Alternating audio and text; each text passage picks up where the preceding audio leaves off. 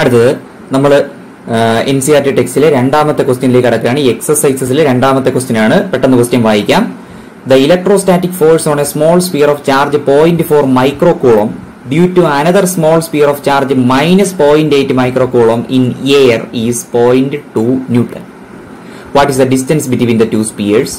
B part. What is the force on the second sphere due to the first?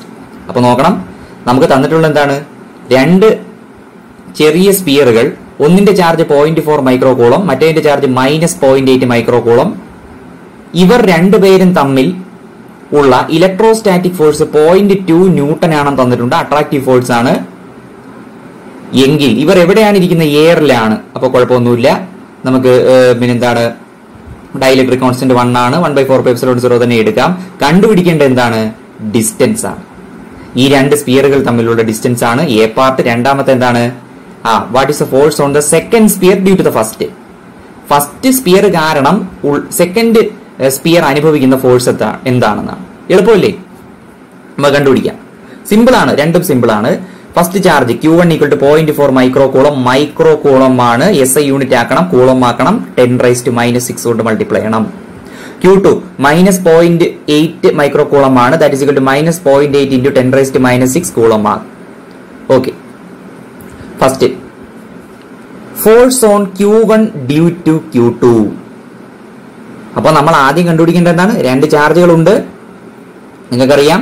ഇതാണ് first charge Q1, ഇത് second charge Q2.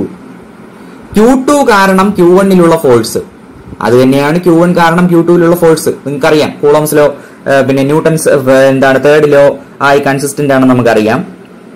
അപ്പൊ നമുക്ക് ആദ്യം എന്ത് ചെയ്യാം? Force on Q1 due to Q2 കണ്ടുപിടിക്കാം. Q2 കാരണം Q1ലുള്ള ഫോഴ്സ്. അപ്പൊ നമ്മൾ Q1 അനുഭവിക്കുന്ന ഫോഴ്സ് ആണ് കണ്ടുപിടിക്കാൻ പോകുന്നത്. രണ്ട് തുല്യമാണ്, നമുക്കത് ചെയ്തു നോക്കാം. എന്ന് വെച്ചാൽ force on 1 due to 2, F12 നമുക്ക് അതിനെ കൊടുക്കാം. അതാണ് എന്ത്? 0.2 ന്യൂട്ടൺ എന്ന് കൊടുത്തിരിക്കും. എന്തുകൊണ്ടാണ് നമ്മൾ Q1 ഡ്യൂ ടു Q2 എന്ന് കൊടുത്തിരിക്കുന്നത്? നമ്മുടെ ക്വസ്റ്റ്യനിൽ പ്രത്യേകം പറഞ്ഞിട്ടുണ്ട്. പിന്നെ 0.4 മൈക്രോകൂളം ചാർജിൽ -0.8 മൈക്രോകൂളം ചാർജ് കാരണമുള്ള ഫോഴ്സ് ആണ് തന്നിരിക്കുന്നത് എന്ന് ക്വസ്റ്റ്യനിൽ പറഞ്ഞിട്ടുണ്ട്. എന്ന് വെച്ചാൽ ഫസ്റ്റ് ചാർജ് Q1 = 0.4 ആണ്, മൈക്രോകൂളം ആണ്. Q2 = -0.8 മൈക്രോകൂളം ആണെങ്കിൽ Q2 കാരണം Q1ലുള്ള ഫോഴ്സ് ആണ് 0.2 ന്യൂട്ടൺ എന്ന് ക്വസ്റ്റ്യനിൽ പ്രത്യേകം പറഞ്ഞിട്ടുണ്ട്. അതുകൊണ്ടാണ് നമ്മൾ ആദ്യം അത് കണ്ടുപിടിക്കുന്നത്. മനസ്സിലായോ? അതാണ് ക്വസ്റ്റ്യനിൽ തന്നിട്ടുള്ളത്. അതുകൊണ്ട് നമ്മൾ അതെടുത്ത് എഴുതുകയാണ്. നമ്മുടെ ഇൻഫർമേഷൻ അതാണ്. മനസ്സിലായോ? Force on Q1 due to Q2. So F12 = എത്ര? 0.2 ന്യൂട്ടൺ തന്നിട്ടുണ്ട്. R അല്ലേ കണ്ടുപിടിക്കേണ്ടത്? εr = 1. കാര്യം എന്താണ്? Charges are kept in air. അപ്പോൾ ε = ε0. F12 = 1/4πε0 Q1 Q2/r². നമുക്ക് വാല്യൂസ് എല്ലാം സബ്സ്റ്റിറ്റ്യൂട്ട് ചെയ്യാം.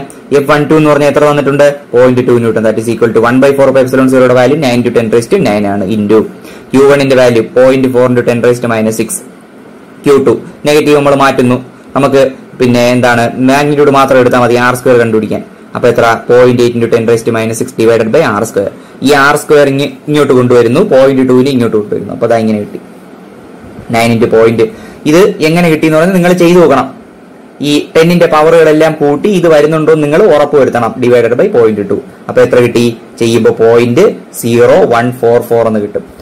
r² = 0.0144 ആണ്. അപ്പൊ r = എത്ര? √0.0144 0.12 മീറ്റർ. അപ്പൊ ഈ രണ്ട് സ്പിയറുകൾ തമ്മിലുള്ള പിന്നെ ഡിസ്റ്റൻസ് എത്രയെന്ന് കിട്ടി? 0.12 മീറ്റർ എന്ന് കിട്ടി. ഇത് നിങ്ങൾ ചെയ്തു നോക്കണം. വളരെ ഇമ്പോർട്ടന്റ് ക്വസ്റ്റ്യൻ ആണ്. ഓക്കെ, നമ്മൾ കഴിഞ്ഞ ക്വസ്റ്റ്യനിൽ ഫോഴ്സ് കണ്ടുപിടിച്ചു. ഈ ക്വസ്റ്റ്യനിൽ നമ്മൾ ഫോഴ്സ് തന്നിട്ടുണ്ട്, അതിൽ നിന്ന് ഡിസ്റ്റൻസ് കണ്ടുപിടിച്ചു. മനസ്സിലായോ? ഇനി രണ്ടാമത്തെ ക്വസ്റ്റ്യൻ നോക്ക്. നമ്മുടെ പിന്നെ ക്വസ്റ്റ്യനിൽ തന്നിരിക്കുന്നത് ഫസ്റ്റ് സ്പിയറിൽ സെക്കൻഡ് സ്പിയർ കാരണമുള്ള ഫോഴ്സ് ആണ്. അത് 0.2 ന്യൂട്ടൺ ആണ്. നമ്മുടെ പിന്നെ കണ്ടുപിടിക്കേണ്ട എന്താണ്? ബി പാർട്ടിൽ what is the force on the second sphere due to the first. First sphere കാരണം സെക്കൻഡ് സ്പിയറിലുള്ള ഫോഴ്സ് എത്രയാണെന്നാണ്. നമുക്ക് ക്വസ്റ്റ്യനിൽ അവർ തന്നിട്ടുള്ള സ്റ്റേറ്റ്മെന്റ് എന്ന് പറഞ്ഞാൽ എന്താണ്? സെക്കൻഡ് സ്പിയർ കാരണം ഫസ്റ്റ് സ്പിയറിലുള്ള ഫോഴ്സ് എത്രയാണെന്നാണ്. നോക്കൂ, നിങ്ങൾക്കറിയാം കൂളംസ് ലോ എന്നത് ന്യൂട്ടൺസ് തേർഡ് ലോയുമായി കൺസിസ്റ്റന്റ് ആണ്. എന്ന് വെച്ചാൽ ഒരു സ്പിയർ മറ്റേ സ്പിയറിൽ പിന്നെ എന്താണ് എക്സേർട്ട് ചെയ്യുന്ന ഫോഴ്സ് തന്നെയാണ് മറ്റേ സ്പിയർ ഈ സ്പിയറിൽ എക്സേർട്ട് ചെയ്യുന്നത്, മാഗ്നിറ്റ്യൂഡ് വൈസ്. മനസ്സിലായോ? ഡയറക്ഷൻ വ്യത്യാസപ്പെടാം, പക്ഷെ മാഗ്നിറ്റ്യൂഡ് രണ്ടിടത്തും എന്താണ്? ഒരേ അളവാണ് ഫോഴ്സ്. ഓക്കെ, അപ്പൊ നോക്കണം. The force on the second sphere due to the first is of the same magnitude as the force on the first sphere due to the second.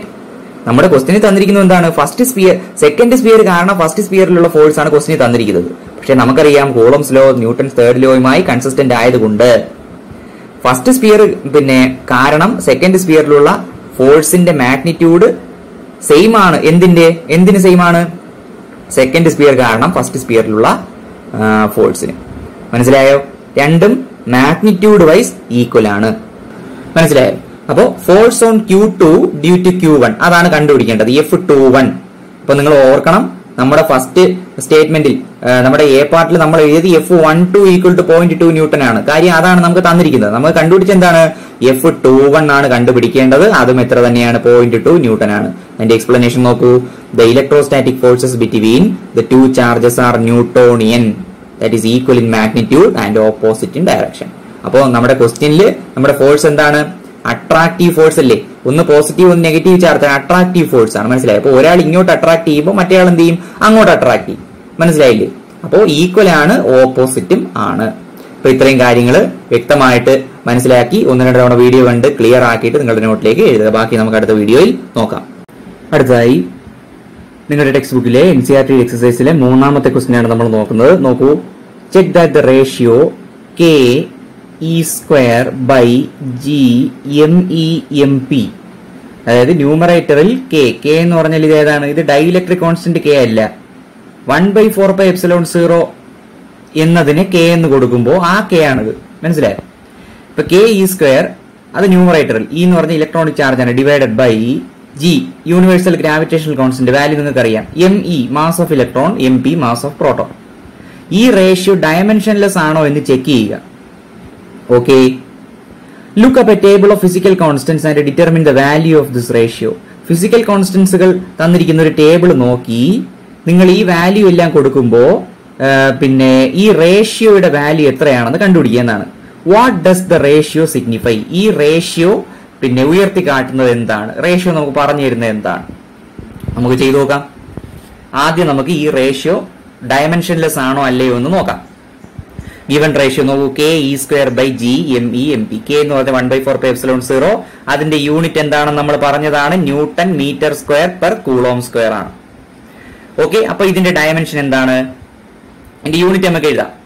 Okay, പിന്നെ ഇതിപ്പോ ഉദ്ദേശിക്കുന്ന യൂണിറ്റ് എന്ന് നിങ്ങൾ എഴുതുക കേട്ടോ. നമുക്ക് ഡയമെൻഷൻ പിന്നെ എഴുതിയിട്ട് കണ്ടുപിടിച്ചാലും യൂണിറ്റ് എഴുതിയിട്ട് കണ്ടുപിടിച്ചാലും ഏകദേശം സെയിം തന്നെയാണ്. നമുക്ക് യൂണിറ്റ് എഴുതി നോക്കാം. കെയുടെ unit newton metre square per coulomb square ആണ്.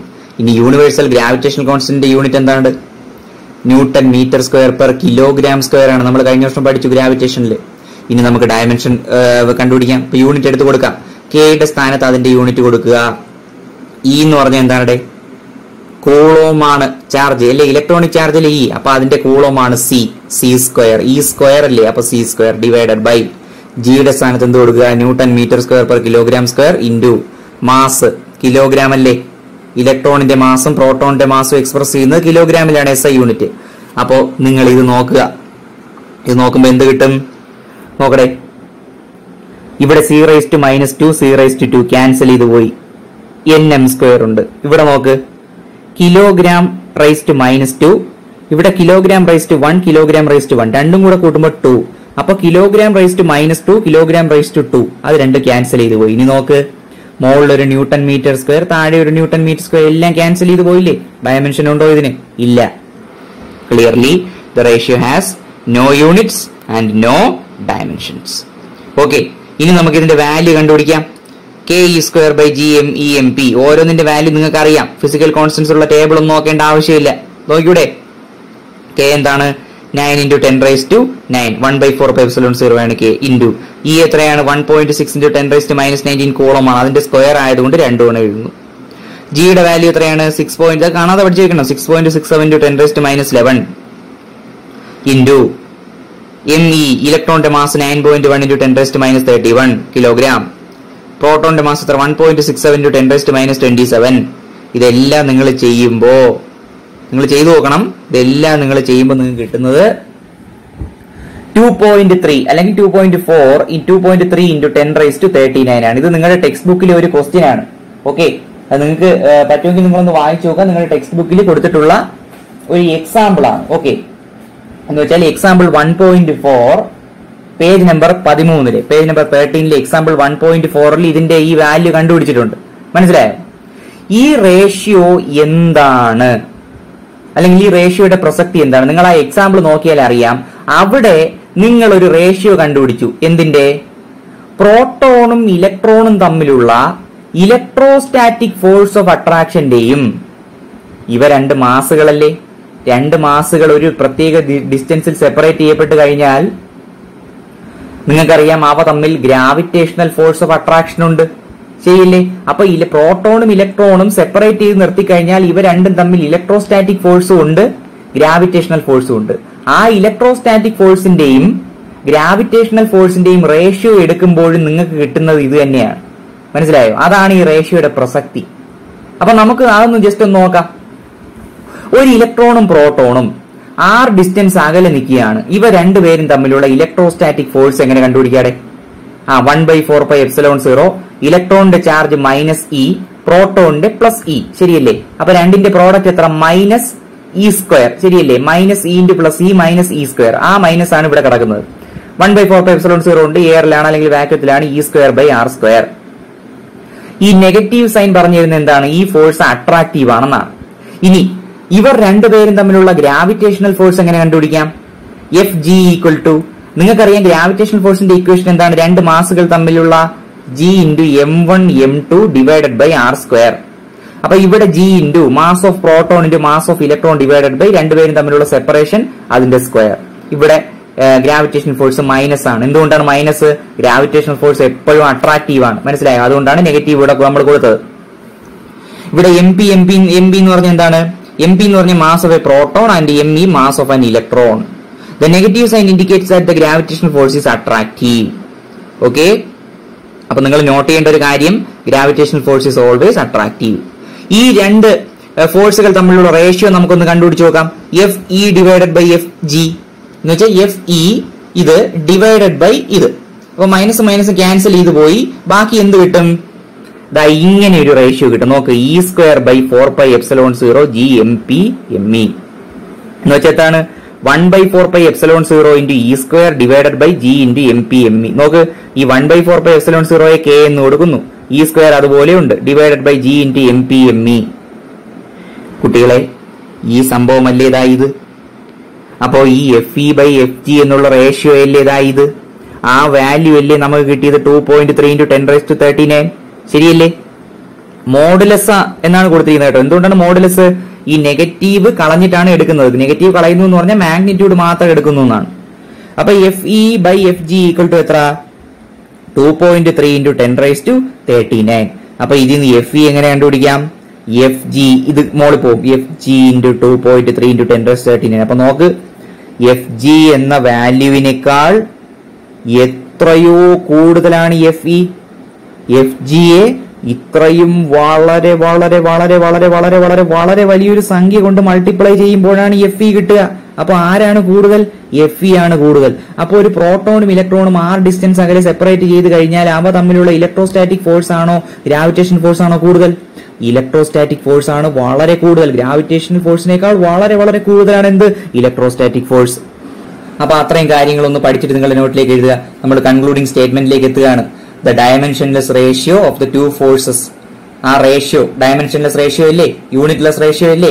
ആ റേഷ്യോ നമുക്ക് പറഞ്ഞു തരുന്നത് എന്താണ്? The dimensionless ratio of the two forces shows that electrical forces are enormously stronger than the gravitational force. ഒരിക്കൽ കൂടി പറയുന്നു, electrical forces are enormously stronger than the gravitational force. ഇതുകൊണ്ടാണ് നിങ്ങൾ എന്താണ് +1 പഠിച്ചില്ലേ, 4 ഫണ്ടമെന്റൽ ഫോഴ്സസ് പിന്നെ പഠിച്ചപ്പോ അതില് ഗ്രാവിറ്റേഷൻ ഫോഴ്സിനേക്കാൾ സ്ട്രെങ്ത് കൂടിയതായി പഠിച്ചില്ലേ? ഇലക്ട്രോസ്റ്റാറ്റിക് ഫോഴ്സുകൾ അല്ലെങ്കിൽ ഇലക്ട്രിക്കൽ ഫോഴ്സുകൾ ഗ്രാവിറ്റേഷൻ ഫോഴ്സുകളെക്കാൾ വളരെ വളരെ കൂടുതലാണെന്ന് നമ്മൾ പഠിച്ചില്ലേ? സ്ട്രെങ്ത് വളരെ വളരെ കൂടുതലാണെന്ന് നമ്മൾ പഠിച്ചു. അതിന്റെ ഒരു പിന്നെ എന്താണ് എക്സാമ്പിൾ അല്ലെങ്കിൽ ഒരു പ്രൂഫ് കൂടിയായി ഇതിനെ കണക്കാക്കുക. അപ്പോൾ ഒരിക്കൽ കൂടി വായിച്ചിട്ട് നിർത്തുകയാണ്. The dimensionless ratio of the two forces shows that electrical forces are enormously stronger than the gravitational forces. വ്യക്തമായി പഠിച്ചിട്ട് നിങ്ങളുടെ നോട്ടിലേക്ക് എഴുതുക. വളരെ വളരെ പ്രധാനപ്പെട്ട ക്വസ്റ്റ്യൻ ആണ്. അടുത്ത ക്വസ്റ്റ്യനിലേക്ക് പോവുകയാണ്. ക്വസ്റ്റ്യൻ നമ്പർ 4 എക്സസൈസസിലെ ക്വസ്റ്റ്യൻ നമ്പർ 4 ആണ്. Explain the meaning of the statement electric charge of A body is quantised. B. Why can one ignore quantization of electric charge when dealing with the macroscopic, that is large scale charges? First question എന്താണ്? ഒരു ബോഡിയുടെ electric charge എന്ന് പറഞ്ഞാൽ quantised ആണ് എന്നൊരു സ്റ്റേറ്റ്മെന്റിന്റെ അർത്ഥം എന്താണ്? അത് നിങ്ങൾക്ക് അറിയാം, നമ്മൾ പറഞ്ഞിട്ടുള്ളതാണ്. നിങ്ങൾ ടെക്സ്റ്റ് വായിച്ചു നോക്കുക, അല്ലെങ്കിൽ നമ്മൾ പിന്നെ എന്താണ് പഠിച്ചിട്ടുള്ള നമ്മുടെ വീഡിയോ വെച്ചിട്ട് നിങ്ങൾ എഴുതിയ നോട്ട് വായിച്ചു നോക്കുക, എളുപ്പമല്ലേ? എന്താണ് quantisation of electric charge? Electric ചാർജിന്റെ ബേസിക് പ്രോപ്പർട്ടികളിൽ ഒന്നാണ് നമ്മൾ പറഞ്ഞത്, അത് വായിച്ചു നോക്കുക. ഇനി രണ്ടാമത്തെ ക്വസ്റ്റ്യൻ നോക്ക്. Why can one ignore quantisation of electric charge when dealing with macroscopic, that is large scale charges? വളരെ വളരെ വലിയ ചാർജുകളുമായി ഡീൽ ചെയ്യുമ്പോൾ ഈ ക്വാണ്ടൈസേഷൻ എന്ന കാര്യത്തിനെ ഇഗ്നോർ ചെയ്യാമോ? അങ്ങനെ ചെയ്യാമെങ്കിൽ എങ്ങനെ? നോക്ക്, ക്വാണ്ടൈസേഷൻ എന്ന് പറഞ്ഞാൽ എന്താണ്? ഒരു ബോഡിയുടെ ഇലക്ട്രിക് ചാർജ് എന്ന് പറഞ്ഞാൽ ഇ എന്ന ബേസിക് യൂണിറ്റിന്റെ മൾട്ടിപ്പിൾ ആണെന്നാണ് നമ്മൾ പഠിച്ചത്, അല്ലേ? അതാണ് ക്വാണ്ടൈസേഷൻ ഓഫ് ഇലക്ട്രിക് ചാർജ്. ഇനി നോക്ക്, ഒരു ഇലക്ട്രോണിന്റെ ചാർജ് എന്ന് പറഞ്ഞാൽ വളരെ വളരെ വളരെ വളരെ ചെറുതാണ്. എത്രയാണ്? 1.6 × 10⁻⁹ കൂളോം ആണ്. അപ്പോ ഒരു വലിയ ചാർജ് ഉള്ള ഒരു ബോഡി, ഓക്കെ, വളരെ വലിയൊരു ചാർജ് ഉള്ള ഒരു ബോഡിയിൽ നിന്ന് നിങ്ങൾ കുറച്ച് ഇലക്ട്രോണുകളെ റിമൂവ് ചെയ്യുകയോ ആഡ് ചെയ്യുകയോ ചെയ്യുകയാണെങ്കിൽ ആ ബോഡിയിൽ നോട്ടീസബിൾ ആയ ഒരു ഡിഫറൻസ് നമുക്ക് എന്ത് ചെയ്യാൻ പറ്റില്ല? കാണാനായിട്ട് പറ്റില്ല. അങ്ങനെയെങ്കിൽ ആ ബോഡിയുടെ, ഇപ്പൊ നോക്കുക, കടലിൽ നിന്ന് ഒരു തുള്ളി വെള്ളം എടുത്ത് മാറ്റുമ്പോൾ എങ്ങനെയിരിക്കും? വളരെ പ്രകടമായൊരു വ്യത്യാസം അതിലുണ്ടാവൂ. അതുപോലെയാണ് ഇവിടെ. വളരെ വലിയ ഒരു ചാർജിൽ നിന്നും നിങ്ങൾ കുറച്ച് ഇലക്ട്രോണുകളെ അങ്ങോട്ട് ആഡ് ചെയ്താലും കുറച്ച് ഇലക്ട്രോണുകളെ എടുത്താലും ആ ചാർജിൽ വളരെ വലിയ മാറ്റങ്ങളൊന്നും ഉണ്ടാകില്ല. എന്ന് വെച്ചാൽ മാക്രോസ്കോപ്പിക് കേസിൽ ക്വാണ്ടൈസേഷൻ എന്താണ്? ഒരു ഒബ്സർവബിൾ ആയ എഫക്റ്റ് ഇല്ല എന്ന് നമുക്ക് പറയാൻ പറ്റും. മനസ്സിലായോ? അതുകൊണ്ടാണ് നമുക്ക് എന്ത് ചെയ്യാൻ പറ്റും? അങ്ങനെയുള്ള കേസുകളിൽ ക്വാണ്ടൈസേഷൻ എന്ന് പറഞ്ഞാൽ എന്താണ്? ഈ പെറുക്കി എടുത്തു വെക്കുക എന്ന് നിങ്ങൾ ഉദ്ദേശിക്കുക. ഇപ്പോ ബ്രിക്ക് നിങ്ങൾ എടുത്ത് അസംബിൾ ചെയ്ത് ഓരോന്നായി വെക്കുമ്പോഴല്ലേ എന്തുണ്ടാവുന്നത്? ഒരു ഭിത്തി ഉണ്ടാവുന്നത്. അപ്പൊ അവിടെ വളരെ വളരെ വളരെ പിന്നെ എന്താണ് ബ്രിക്കുകൾ ഇങ്ങനെ ഇരിക്കുമ്പോൾ ഒന്നോ രണ്ടോ എടുത്ത് മാറ്റിക്കഴിഞ്ഞാൽ, ആ ഭിത്തി എന്നല്ല ഞാൻ പറഞ്ഞത്, വളരെ വലിയൊരു അടുക്കിൽ നിന്ന് ഒന്നോ രണ്ടോ എടുത്ത് മാറ്റിക്കഴിഞ്ഞാൽ എന്ത് ചെയ്യില്ല? ആ പിന്നെ പ്രകടമായ നോട്ടീസബിൾ ആയിട്ടുള്ള ഒരു എഫക്റ്റും അവിടെ വരില്ല. അതാണ് അതിന്റെ പ്രത്യേകത. മനസ്സിലായോ? അപ്പൊ ഇവിടെ അങ്ങനെയാണ്. വളരെ വളരെ വലിയ ചാർജുള്ള ഒരു ബോഡിയിൽ നിന്നും ഒന്നോ രണ്ടോ ഇലക്ട്രോണുകൾ അല്ലെങ്കിൽ കുറച്ച് ഇലക്ട്രോണുകൾ നിങ്ങൾ എടുത്താലും കുറച്ച് ചാർജ് മാറ്റിയാലും, ചാർജ് എന്ന് പറഞ്ഞാൽ കുറച്ച് ഇലക്ട്രോണിക് ചാർജ്, ഇലക്ട്രോണുകൾ നിങ്ങൾ എടുത്താലും കുറച്ച് ഇലക്ട്രോണുകൾ ആഡ് ചെയ്താലും ചാർജിന് വളരെ വളരെ വലിയ മാറ്റമൊന്നും ഉണ്ടാവില്ല. വളരെ നേരിയ ചേഞ്ച് മാത്രമേ ഉണ്ടാവുകയുള്ളൂ. എന്ന് വെച്ചാൽ കണ്ടിന്യൂസ് ആണ് എന്ന് നമുക്ക് പറയാൻ പറ്റും. മനസ്സിലായോ? എന്ന് വെച്ചാൽ ക്വാണ്ടൈസേഷനെ വളരെ വലിയ മാക്രോസ്കോപ്പിക് കേസിൽ എന്ത് ചെയ്യാം? ഇഗ്നോർ ചെയ്യാം എന്നാണ്. അപ്പൊ നിങ്ങൾക്ക് വേണ്ടി ഈ ക്വസ്റ്റ്യന്റെ ആൻസർ ഞാൻ ഒന്ന് വായിക്കുകയാണ്.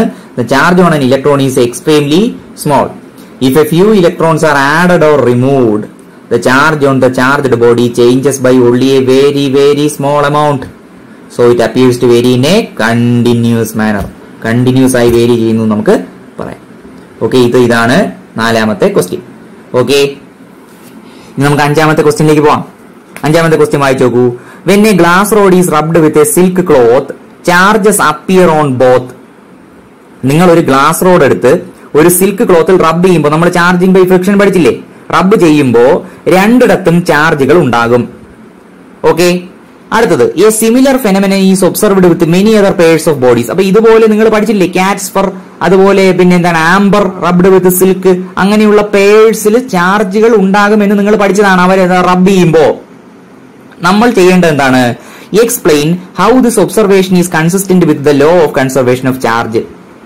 ഈ observation law of conservation of charge obey ചെയ്യുന്നുണ്ടോ എന്ന് നമ്മൾ പരിശോധിക്കാൻ വേണ്ടിയാണ് ഈ ക്വസ്റ്റ്യൻ പറയുന്നത്. അപ്പോൾ ഗ്ലാസ് റോഡ് സിൽക്ക് ക്ലോത്തുമായി റബ്ബ് ചെയ്യുമ്പോൾ രണ്ടിടത്തും ചാർജുകൾ ഉണ്ടാവും. ഇതുപോലെ ഒരുപാട് പേഴ്സ് ഉണ്ട്, ഇല്ലേ? അപ്പൊ ആ കേസുകളിലെല്ലാം law of conservation of charge obey ചെയ്യുന്നുണ്ടോ എന്ന് നമ്മൾ എക്സ്പ്ലെയിൻ ചെയ്യാനാണ് പറയുന്നത്. ഓക്കെ, നമുക്ക് നോക്കാം. നിങ്ങൾക്കറിയാം, ഈ റബ്ബ് ചെയ്യുന്നതിന് മുമ്പ് നമ്മുടെ ഗ്ലാസ് റോഡും സിൽക്ക് ക്ലോത്തും ഇലക്ട്രിക്കലി ന്യൂട്രൽ ആയിരുന്നു. എന്ന് വെച്ചാൽ എക്സസ് ചാർജുകളൊന്നും അതിനകത്ത് ഇല്ലായിരുന്നു. മനസ്സിലായോ? അപ്പൊ ഗ്ലാസ് റോഡ്, സിൽക്ക് ക്ലോത്ത് റബ്ബ് ചെയ്യുന്നതിന് മുമ്പ് രണ്ടും എന്തായിരുന്നു? ഇലക്ട്രിക്കലി ന്യൂട്രൽ ആണ്. എന്ന് വെച്ചാൽ രണ്ടിടത്തും നെറ്റ് ചാർജ് എത്രയാണ്? ന്യൂട്രൽ എന്ന് പറഞ്ഞാൽ എത്രയാണ് നെറ്റ് ചാർജ്?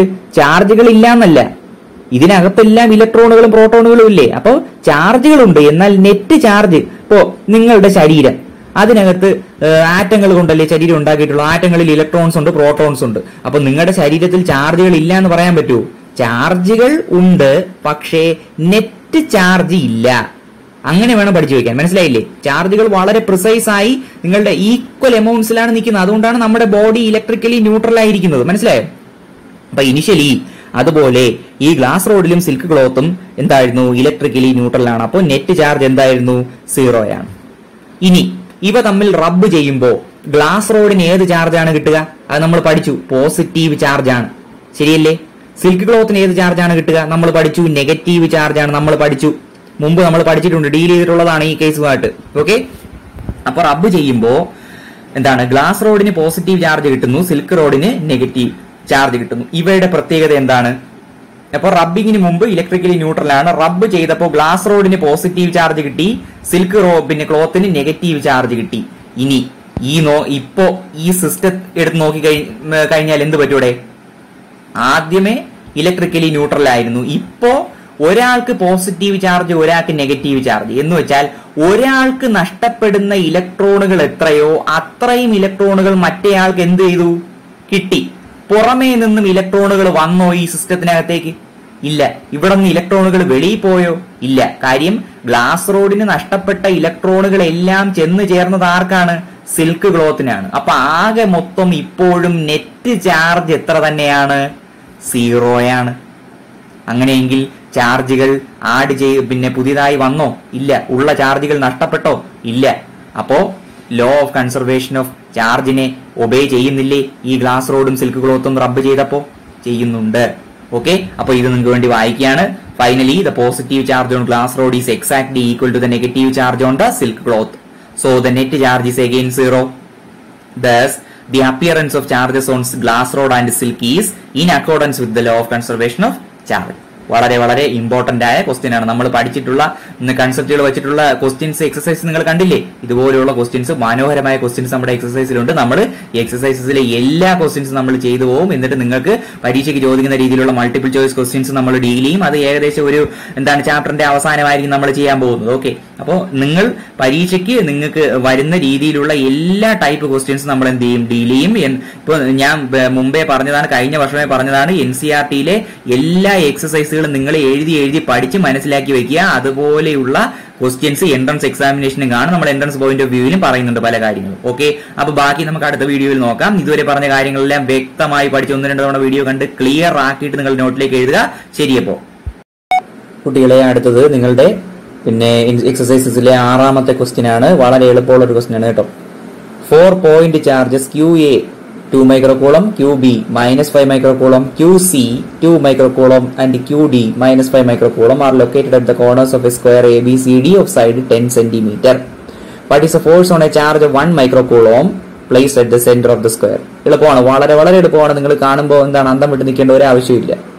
നമുക്കൊരു സ്ക്വയർ ഉണ്ട് ABCD. അതിൽ A എന്നുള്ള കോർണറിൽ QA എന്നുള്ള ചാർജ് ഇരിക്കുന്നു 2 microcoulomb. ശ്രദ്ധിക്കണം, ABCD എന്ന സ്ക്വയർ എങ്ങനെയാണ് നിങ്ങൾ എഴുതുന്നത്, നെയിം ചെയ്യുന്നത്? ABCD ഒരേ ഫാഷനിൽ തന്നെ പോകണം ഇങ്ങനെ. ABCD അതിൽ A എന്നുള്ള കോർണറിൽ QA എന്നുള്ള ചാർജ് ഉണ്ട്, അത് 2 മൈക്രോകൂളം. B എന്നുള്ള കോർണറിൽ QB എന്നുള്ള ചാർജ് ഉണ്ട്, -5 മൈക്രോകൂളം. C എന്നുള്ള കോർണറിൽ QC എന്നുള്ള ചാർജ് ഉണ്ട്, 2 മൈക്രോകൂളം. D എന്നുള്ള കോർണറിൽ QD എന്നുള്ള ചാർജ് ഉണ്ട്, -5 മൈക്രോകൂളം. ഓക്കെ, ഈ സ്ക്വയറിന്റെ സൈഡ് 10 സെന്റിമീറ്റർ ആണ്. അങ്ങനെയെങ്കിൽ ഈ സ്ക്വയറിന്റെ ഒത്ത സെന്ററിൽ ഇതാ ഇവിടെ ഒരു 1 മൈക്രോകൂളംബ് ചാർജ് ഉണ്ടെങ്കിൽ ആ ചാർജ് അനുഭവിക്കുന്ന ഫോഴ്സ് എത്രയാണെന്നാണ്. എന്ന് വെച്ചാൽ ഈ 4 ചാർജുകൾ എന്തുണ്ട്? ഫോഴ്സ് എക്സേർട്ട് ചെയ്യുന്നുണ്ട്. ആ ഫോഴ്സിന്റെ റിസൾട്ടന്റ് എത്രയാണെന്നാണ്. 1 മൈക്രോകൂളംബ് ചാർജിൽ ആ ഫോഴ്സിന്റെ റിസൾട്ടന്റ് എത്രയാണെന്നാണ്. എളുപ്പമല്ലേ? എങ്ങനെയാണ് കണ്ടുപിടിക്കുക? നോക്കട്ടെ, ഇതിപ്പോ ഒറ്റ നോട്ടത്തിൽ തന്നെ നിങ്ങൾക്ക് മനസ്സിലാവും. നോക്കൂ, 1 മൈക്രോകൂളംബിൽ ഈ 2 മൈക്രോകൂളം ചാർജ് ഫോഴ്സ് എക്സേർട്ട് ചെയ്യും. എങ്ങനെയുള്ള ഫോഴ്സ് ആണ്? പറയൂ. റിപ്പൾസീവ് ഫോഴ്സ് ആണ്. ദാ അങ്ങോട്ട്, ഡയറക്ഷൻ ദാ ഇങ്ങോട്ടാണ്. അതുപോലെ ഇവിടെയും എക്സാക്ട് ഓപ്പോസിറ്റ് ആയി ആരുണ്ട്? ഒരു 2 മൈക്രോകൂളം ചാർജ് ഇല്ലേ? അയാൾ എക്സേർട്ട് ചെയ്യുന്നത് റിപ്പൾസീവ് ഫോഴ്സ് ആണ്. ദാ ഇങ്ങോട്ട് നോക്ക്, ഒരേ എമൗണ്ട് അല്ലേ ആ ഫോഴ്സ്? എങ്ങനെ ഒരേ എമൗണ്ട് ആണെന്ന് മനസ്സിലായി? നോക്കൂ, ഈ ഫോഴ്സിന്റെ മാഗ്നിറ്റ്യൂഡ് എങ്ങനെ കണ്ടുപിടിക്കാം? 1/4πε0 ഈ ചാർജ് 2 micro coulomb into 1 micro coulomb divided by ഡിസ്റ്റൻസിന്റെ സ്ക്വയർ. ഇവിടെയും ഈ ചാർജ് ഇൻറ്റു ഈ ചാർജ് ഡിവൈഡഡ് ബൈ ഡിസ്റ്റൻസിന്റെ സ്ക്വയർ. നോക്ക്, ഈ പ്രോഡക്റ്റ് രണ്ടിടത്തും സെയിം അല്ലേടെ? 2 × 1 2 × 1 ഡിസ്റ്റൻസ് രണ്ടിടത്തും സെയിം അല്ലേടെ? ഈ ഡയഗണലിന്റെ പകുതി. അപ്പൊ ഈ ഫോഴ്സിന്റെ മാഗ്നിറ്റ്യൂഡ് സെയിം അല്ലേ രണ്ടിടത്തും? ഇനി ഡയറക്ഷൻ നോക്ക്, ഒന്ന് ഇങ്ങോട്ട് ഒന്ന് അങ്ങോട്ട്, 180 ഡിഗ്രി അല്ലേ? എന്ന് വെച്ചാൽ ഓപ്പോസിറ്റ് ആയി ഈക്വൽ ആയി എന്ത് ചെയ്യുന്നു? ഈ ഫോഴ്സ് എക്സർട്ട് ചെയ്യപ്പെടുകയാണ്. അപ്പൊ റിസൾട്ടന്റ് എത്ര? 0. അപ്പൊ ഈ രണ്ട് ചാർജുകൾ കാരണമുള്ള ഫോഴ്സുകളുടെ റിസൾട്ടന്റ് 0. അതുപോലെ തന്നെ ഇവിടെ -5 മൈക്രോ കൂളോം, ഇവിടെയും -5 മൈക്രോ കൂളോം, 1 മൈക്രോ കൂളോം നടുക്ക്. അപ്പൊ ഈ ഫോഴ്സിന്റെ മാഗ്നിറ്റ്യൂഡ് രണ്ടിടത്തും സെയിം അല്ലേ? -5 × 1 divided by distance square, -5 × 1 divided by distance square. ഈ ഡയറക്ഷൻ നോക്ക്, ഈ -5 മൈക്രോ കൂളം 1 മൈക്രോ കൂളം. പിന്നെ ചാർജിന്റെ ഡയറക്ഷൻ എങ്ങനെയാണ്? അട്രാക്റ്റീവ് ഫോഴ്സ് ആണ്. എന്ന് വെച്ചാൽ ദാ ഇങ്ങോട്ട്. മനസ്സിലായോ? എങ്ങോട്ടാണ്? ഇങ്ങോട്ട്. -5 മൈക്രോ കൂളം അങ്ങോട്ട് അട്രാക്ട് ചെയ്യുകയാണ്. അതുപോലെ ഇവിടെ -5 മൈക്രോ കൂളം എങ്ങോട്ട്? ഇങ്ങോട്ട് അട്രാക്ട് ചെയ്യുകയാണ്. അപ്പൊ ഒരേ മാഗ്നിറ്റ്യൂഡ് ഉള്ള ഫോഴ്സ് ഓപ്പോസിറ്റ് സൈഡിലേക്കല്ലേ? അപ്പോ റിസൾട്ടന്റ് എത്രയാണ്? 0. അപ്പൊ ഈ രണ്ട് ഫോഴ്സുകളുടെ റിസൾട്ടന്റ് 0, ഇത് രണ്ടിന്റെ റിസൾട്ടന്റ് 0. അപ്പൊ ആകെ മൊത്തം ടോട്ടൽ ഫോഴ്സ് എത്ര? 0. ഓക്കെ, അതിന്റെ എക്സ്പ്ലനേഷൻ ദാ വായിക്കാം. Forces on 1 microcoulomb charge due to QA and QC are equal in magnitude and opposite in direction, so they cancel out. Similarly, the force on 1 microcoulomb due to QB and QD are equal in magnitude and opposite direction, so these also cancel out. Thus, the net force on 1 microcoulomb charge is 0. വളരെ വളരെ എളുപ്പമുള്ള question ആണ്. നിങ്ങൾ വെറുതെ ഇതിന്റെ distance കണ്ടുപിടിച്ച് square എടുത്തിട്ട് അതിന്റെ സംഭവങ്ങളൊന്നും ചെയ്യേണ്ട കാര്യമില്ല. നിങ്ങൾ ഇങ്ങനെ നോക്കുക, ഇങ്ങോട്ട് ഫോഴ്സ്, ഇങ്ങോട്ടൊരു ഫോഴ്സ്, ഓപ്പോസിറ്റ് ഡയറക്ഷൻ ആണ്. രണ്ടിന്റെയും മാഗ്നിറ്റ്യൂഡ് സെയിം ആണെങ്കിൽ ക്യാൻസൽ ചെയ്ത് പോകും, ഉറപ്പാണ്. അത് നമുക്ക് പിന്നെ എന്താണ് റിസൾട്ടന്റിന്റെ ഫോർമുല വെച്ചും പറയാവുന്നതാണ്. വളരെ എളുപ്പമാണ്. റിസൾട്ടന്റിന്റെ ഫോർമുല വെച്ച് നമുക്ക് എന്ത് ചെയ്യാൻ പറ്റും? അത് പറയാൻ പറ്റും. ഓക്കെ, അപ്പൊ ഇത്രയും എന്ത് ചെയ്യുക? നിങ്ങളുടെ പിന്നെ വ്യക്തമായി കൃത്യമായി വായിച്ച് പഠിച്ചതിന് ശേഷം നിങ്ങളുടെ നോട്ടിലേക്ക് എഴുതുക. ബാക്കി നമുക്ക് എന്ത് ചെയ്യാം? അടുത്ത വീഡിയോയിൽ നോക്കാം. അടുത്തത് നമ്മുടെ 7ാമത്തെ ക്വസ്റ്റ്യൻ ആണ്. നിങ്ങളുടെ ടെക്സ്റ്റ് ബുക്കിലെ എക്സസൈസസിലെ ക്വസ്റ്റ്യൻ നമ്പർ 11 ആണ്. ഓക്കെ, നമ്മൾ പഠിച്ച ടോപ്പിക്സ് വെച്ചിട്ടുള്ള ക്വസ്റ്റ്യൻസ് ആണ് നമ്മൾ ചെയ്യുന്നത്. ഓക്കെ, അപ്പൊ ക്വസ്റ്റ്യൻ നമ്പർ 11 ആണ്. A polythene piece rubbed with wool is found to have a negative charge of 3 × 10⁻⁻⁷ coulomb. ഒരു പോളിത്തീൻ പീസ് നിങ്ങൾ വൂള് കൊണ്ട് റബ്ബ് ചെയ്യുമ്പോൾ ആ പോളിത്തീൻ പീസിൽ 3 × 10⁻⁷ coulomb അത്രയും നെഗറ്റീവ് ചാർജ് ഉണ്ടായി എന്നാണ് പിന്നെ നമ്മൾ കാണുന്നത്. അപ്പൊ first estimate the number of electrons transferred from which to which. ഏതിൽ നിന്നും ഏതിലേക്കാണ് ട്രാൻസ്ഫർ ചെയ്യപ്പെട്ടത് ഇലക്ട്രോണുകൾ? പിന്നെ അതുപോലെ എത്ര നമ്പർ ഓഫ് ഇലക്ട്രോൺസ് ആണ് പോയത്? രണ്ടാമത്തത് B part, is there a transfer of mass from wool to polythene. നിങ്ങൾക്ക് വേണമെങ്കിൽ വീഡിയോ പോസ് ചെയ്തിട്ട് സ്വന്തമായിട്ട് ചെയ്തു നോക്കാവുന്നതാണ്. ഓക്കെ, അപ്പൊ നോക്കൂ, എവിടെ നിന്നും എങ്ങോട്ടാണ് കുട്ടികളെ ഇലക്ട്രോണുകൾ ട്രാൻസ്ഫർ ചെയ്യപ്പെട്ടത്? നോക്കൂ, നമ്മുടെ ക്വസ്റ്റ്യനിൽ പ്രത്യേകം പറഞ്ഞിട്ടുണ്ട്, a polythene piece rubbed with wool is found to have a negative charge. അപ്പൊ പോളിത്തീൻ പീസിൽ നെഗറ്റീവ് ചാർജ് വന്നു എന്ന് വെച്ചാൽ എക്സസ് ഇലക്ട്രോണുകൾ എവിടെ ഉണ്ടെന്നാണ്? പോളിത്തീൻ പീസിലേക്ക് വന്നു എന്നാണ്. അപ്പോ വൂളിൽ നിന്ന് പോളിത്തീനിലേക്കാണ് എന്ത് ചെയ്തത്? ഇലക്ട്രോണുകൾ ട്രാൻസ്ഫർ ചെയ്യപ്പെട്ടത്. ഓക്കെ, അത് നിങ്ങൾക്കറിയാം, എളുപ്പമുള്ള പിന്നെ നമുക്ക് പെട്ടെന്ന് ഉത്തരത്തിൽ എത്തിച്ചേരാൻ പറ്റും. എന്നാൽ കണ്ടുപിടിക്കേണ്ടതാണ് estimate the number of electrons transferred. എത്ര ഇലക്ട്രോണുകൾ ട്രാൻസ്ഫർ ചെയ്യപ്പെട്ടു? നിങ്ങൾക്കറിയാം, ഇലക്ട്രോൺ എന്ന് പറഞ്ഞാൽ അതിനർത്ഥം എന്താണ്? ബേസിക് യൂണിറ്റ് ഓഫ് ചാർജ് ആണ്. അപ്പൊ എളുപ്പമല്ലേ കുട്ടികളെ? ക്വാണ്ടൈസേഷൻ വെച്ച് കണ്ടുപിടിച്ചൂടെ? ഇപ്പോ പോളിത്തീൻ പീസിനുള്ള ചാർജ് എത്രയാണ്? -3 × 10⁻⁻⁷ coulomb അല്ലെങ്കിൽ 3 × 10⁻⁷ coulomb പിന്നെ മാഗ്നിറ്റ്യൂഡ് വൈസ്. നിങ്ങൾക്കറിയാം, ആ ടോട്ടൽ ചാർജ് എന്നാൽ ഫണ്ടമെന്റൽ ആയ ഇലക്ട്രോണിക് ചാർജിന്റെ ബേസിക് ബിൽഡിംഗ് ബ്ലോക്ക് ആയ ഇ എന്നതിന്റെ മൾട്ടിപ്പിൾ ആണ്. എത്ര ഇലക്ട്രോണുകൾ എന്നത് കൊണ്ട് ഉദ്ദേശിക്കുന്നത് ഈ n ആണ്. എന്ന് വെച്ചാൽ ഇപ്പോഴുള്ള 3 × 10⁻⁷ coulomb എന്ന ചാർജ് n ടൈംസ് ഇലക്ട്രോണിക് ചാർജിന് തുല്യമാണ്. ആ n ടൈംസ്, ആ n ആണ് കണ്ടുപിടിക്കേണ്ടത് നമ്പർ ഓഫ് ഇലക്ട്രോൺസ്. അപ്പൊ Q = ne, ഇത് നമ്മൾ ചെയ്തിട്ടുണ്ട് മുമ്പ്. അപ്പൊ n = എത്ര കിട്ടി? Q/e. Q എത്രയാണ്? -3 × 10⁻⁷, പ്ലസ് എടുക്കാൻ കുഴപ്പമില്ല, ഡിവൈഡഡ് ബൈ ഇലക്ട്രോണിക് ചാർജ് എത്ര? ഇലക്ട്രോണിന്റെ ചാർജ് നെഗറ്റീവ് ആണ്. നമുക്കിത് എളുപ്പത്തിന് വേണ്ടി ഇങ്ങനെ മൈനസ് മൈനസ് മുകളിൽ താഴെ കൊടുത്തിരിക്കുക. അതില്ലെങ്കിലും കുഴപ്പമില്ല. മാഗ്നിറ്റ്യൂഡ് വൈസും ചെയ്യാം. 3 × 10⁻⁷ ഡിവൈഡഡ് ബൈ 1.6 × 10⁻⁹ ചെയ്യുമ്പോൾ ഇത്രയും കിട്ടും ഉത്തരം. ചെയ്ത് നോക്കണേ. ഇനി നോക്കൂ, എവിടെ നിന്നും എങ്ങോട്ടാണ് പോയത്?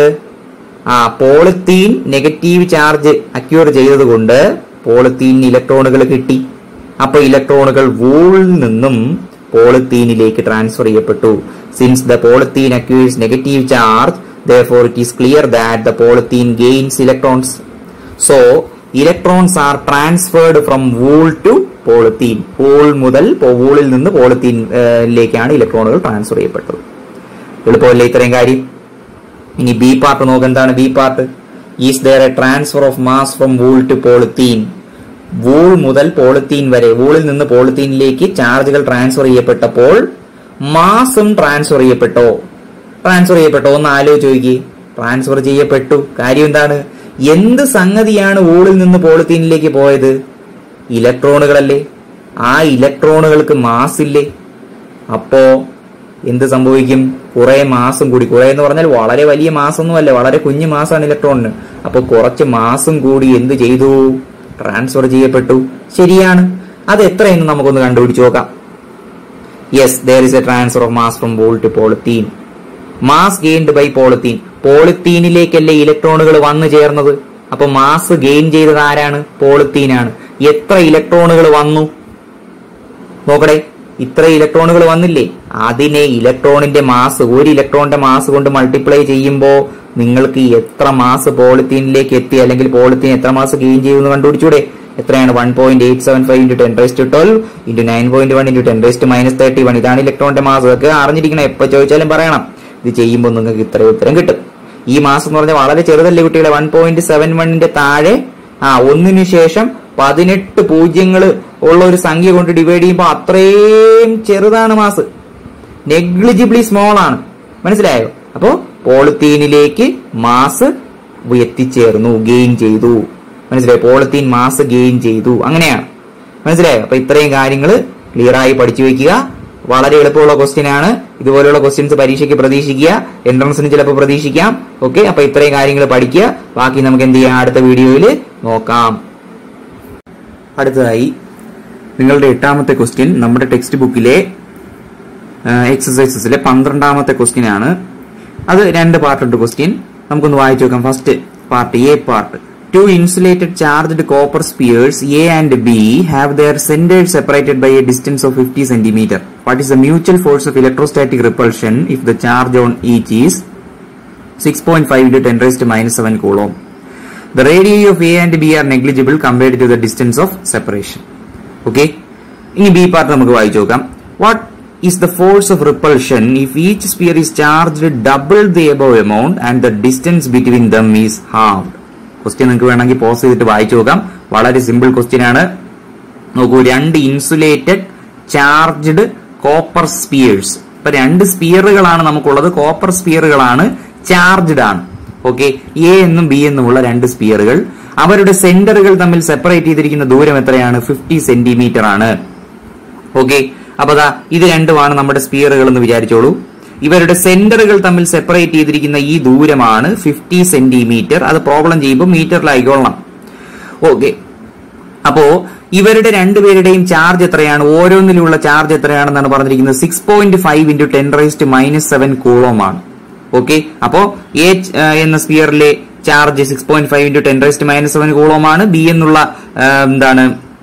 സ്പിയറിലെ ചാർജും 6.5 × 10⁻⁷ കൂളോം ആണ്. ഓക്കെ, അപ്പോ രണ്ടിലും ഒരേ ചാർജ് ആണ്, ശരിയല്ലേ? പോസിറ്റീവ് ആണെന്ന് വിചാരിച്ചോ. അപ്പോ ഇവർ രണ്ടുപേരും തമ്മിലുള്ള ഇലക്ട്രോസ്റ്റാറ്റിക് ഫോഴ്സിന്റെ പ്രത്യേകത എന്താണ്? അത് റിപ്പൾസീവ് ഫോഴ്സ് ആണ്. അപ്പൊ നമുക്ക് കണ്ടുപിടിക്കേണ്ടത് എന്താണ്? What is the mutual force of electrostatic repulsion? Okay, പിന്നെ സ്റ്റേറ്റ്മെന്റ് കൂടി ക്വസ്റ്റിനിൽ പറഞ്ഞിട്ടുണ്ട്. എയുടെയും ബിയുടെയും റേഡിയൈ അല്ലെങ്കിൽ റേഡിയസുകൾ നെഗ്ലിജിബിൾ ആണ് ഈ ഡിസ്റ്റൻസ് ഓഫ് സെപ്പറേഷൻ നമ്മൾ കണക്കിലെടുക്കുമ്പോൾ. നിങ്ങൾ നോക്കൂ, യഥാർത്ഥത്തിൽ ഈ സെന്ററുകൾ തമ്മിൽ സെപ്പറേറ്റ് ചെയ്തിരിക്കുന്ന ദൂരം ഈ റേഡിയസും കൂടി ചേർന്നതാണ്. അപ്പൊ നമ്മുടെ ക്വസ്റ്റ്യനിൽ ഈ റേഡിയൈ നെഗ്ലിജിബിൾ ആണെന്ന് പറഞ്ഞിട്ടുണ്ട്. എന്ന് വെച്ചാൽ നിങ്ങൾ ഈ 50 സെന്റിമീറ്റർ സ്ട്രെയിറ്റ് അങ്ങ് എടുക്കാം, വേറെ കുഴപ്പമൊന്നുമില്ല എന്നാണ് ഉദ്ദേശിക്കുന്നത്. നിങ്ങൾ കൂടുതൽ എന്ത് ചെയ്യരുത്? കൺഫ്യൂഷൻ അടിക്കരുത്. ഓക്കെ, ഇങ്ങനെയുള്ള കുറച്ച് കാര്യങ്ങൾ നമ്മൾ നെഗ്ലക്ട് ചെയ്യണം എന്ന് മിക്ക പ്രോബ്ലംസിലും കാണും. കാരണം അതും കൂടി ഇൻവോൾവ് ചെയ്തിട്ടാണ് യഥാർത്ഥത്തിൽ നമ്മൾ കണ്ടുപിടിക്കേണ്ടത്. പക്ഷേ ഫോർ ദ ടൈം ബീങ് നമുക്ക് അതിനെ നെഗ്ലക്ട് ചെയ്തിട്ട് നമ്മുടെ പ്രോബ്ലം സോൾവ് ചെയ്യാവുന്നതാണ്. ഓക്കെ, അപ്പോ സിമ്പിൾ അല്ലേ? എങ്ങനെ കണ്ടുപിടിക്കാം? കൂളോംസ് ലോ ഉപയോഗിക്കുക. Q1 എന്നുള്ള ചാർജ് എത്രയാണ്? 6.5 into 10⁻⁷ കൂളം. Q2 എത്രയാണ്? 6.5 into 10⁻⁷ കൂളം. റേഡിയസ് എത്രയാണ്? അല്ലെങ്കിൽ ഡിസ്റ്റൻസ് എത്രയാണ്? സോറി, റേഡിയസ് അല്ലെ ഡിസ്റ്റൻസ് എത്രയാണ്? രണ്ട് സ്പിയറുകൾ തമ്മിലുള്ള, രണ്ട് സ്പിയറുകളുടെ സെന്ററുകൾ തമ്മിലുള്ള സെപ്പറേഷൻ എത്രയെന്നാണ് പറഞ്ഞിരിക്കുന്നത്? 50 സെന്റിമീറ്റർ. അതിനെ മീറ്ററിലാക്കുക, 0.5 മീറ്റർ. അവ തമ്മിലുള്ള ഇലക്ട്രോസ്റ്റാറ്റിക് ഫോഴ്സ് ഓഫ് റിപ്പൾഷൻ ആണ് കണ്ടുപിടിക്കേണ്ടത്. അതാണ് നമുക്ക് കണ്ടുപിടിക്കേണ്ടത്. Okay, F is equal to formula പറഞ്ഞോ, 1/4πε0 Q1 Q2/r². ഓക്കെ, 1/4πε0 എത്രയാണ്? 9 into 10⁹ into Q1 ന്റെ Q2 ന്റെ വാല്യൂ കൊടുക്കുക, R ന്റെ വാല്യൂ കൊടുക്കുക. സോൾവ് ചെയ്യുമ്പോൾ നിങ്ങൾക്ക് ഇങ്ങനെ കിട്ടും. നിങ്ങൾ ചെയ്തു നോക്കുക കേട്ടോ. റെഡ്യൂസ് ചെയ്ത് ഇതിലേക്ക് എത്തണം. ഓക്കെ, ഇനി ബി പാർട്ടിലേക്ക് പോവാം. What is the force of repulsion if each sphere is charged double the above amount and the distance between them is half? എന്ന് വെച്ചാൽ പിന്നെ അടുത്ത കേസാണ്. ആ കേസിന്റെ പ്രത്യേകത എന്താണ്? ഓരോ സ്പിയറിലെ ചാർജ് നമ്മൾ ഇരട്ടിയാക്കുന്നു. ഇപ്പൊ 6.5 ആണെങ്കിൽ അതിന്റെ ഇരട്ടി, 6.5 into 10⁻⁷ കൂളമാണ് ഓരോ സ്പിയറിലുള്ള ചാർജ് എങ്കിൽ, ഇപ്പൊ നമ്മൾ രണ്ട് സ്പിയറിലും അതിന്റെ ഇരട്ടി ചാർജ് എടുക്കുകയാണെങ്കിൽ, അതുപോലെ ഇവർ രണ്ടുപേരും തമ്മിലുള്ള ഡിസ്റ്റൻസ് 50 സെന്റിമീറ്റർ അല്ലേ, അത് പകുതിയാക്കുന്നു, 25 സെന്റിമീറ്റർ ആക്കുന്നു. അങ്ങനെയാണെങ്കിൽ നമ്മുടെ ഇപ്പോഴത്തെ ഫോഴ്സ് ഓഫ് റിപ്പൾഷൻ എത്രയാണെന്നാണ്. നിങ്ങൾ പുതിയ ചാർജ് ഇട്ടുകൊടുത്ത് പുതിയ ഡിസ്റ്റൻസ് ഇട്ടുകൊടുത്ത് ചെയ്യണമെന്നില്ല. അതിനേക്കാൾ എളുപ്പത്തിൽ നമുക്ക് വേറെ രീതി ചെയ്തു നോക്കാം. നോക്കൂ, ഓരോ ചാർജും ഡബിൾ ആക്കിയിരിക്കുന്നു, അതുപോലെ ഡിസ്റ്റൻസ് ഹാഫ്ഡ് ആക്കിയിരിക്കുന്നു ഇല്ലേ? F is equal to, അപ്പൊ ഒറിജിനലി Q1 ഉം Q2 ഉം ആയിരുന്നു ചാർജ്, R ആയിരുന്നു നമ്മുടെ സ്പിയറുകളുടെ സെന്ററുകൾ തമ്മിലുള്ള സെപ്പറേഷൻ എങ്കിൽ ഒറിജിനലി എത്രയായിരുന്നു electrostatic force? F is equal to 1/4πε0 Q1 Q2/r².